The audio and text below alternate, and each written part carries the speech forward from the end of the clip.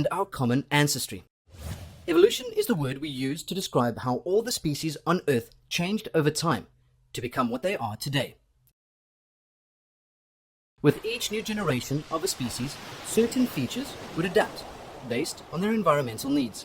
The woolly mammoth, for example, evolved a thick furry coat to accommodate the temperatures of the Ice Age, but died out soon after. Over millions of years, animals developed characteristics that were suited for their environment and which allowed them to survive. Of all the creatures on Earth, human beings are believed to be some of the youngest. Around 5 to 8 million years ago, a species emerged that would become the common ancestor of humans and apes, hominid.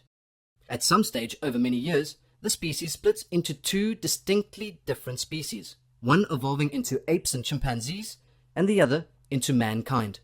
The early species of hominid that would eventually evolve into humans did not simply follow a straight line of change and development.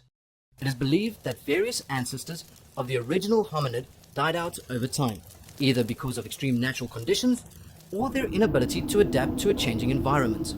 Homo sapiens was the ancestor that survived, and later Homo sapiens sapiens would emerge in fossil evidence as our direct forefathers. Fossil records have been found in Africa.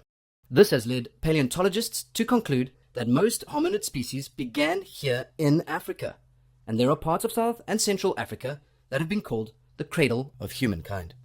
The discovery of Australopithecus remains in South Africa, including Mrs. Pless and Lucy, have made South Africa a unique tourist destination. Very recently, in 2015, an entirely new set of remains were discovered in Krugersdorp, including 15 individual members of a group that have been called Homo naledi. This has opened up a very exciting avenue for scientists to learn more about our evolution as a species. Need more help? Subscribe to our channel or dive into our expert textbooks and get that learning edge.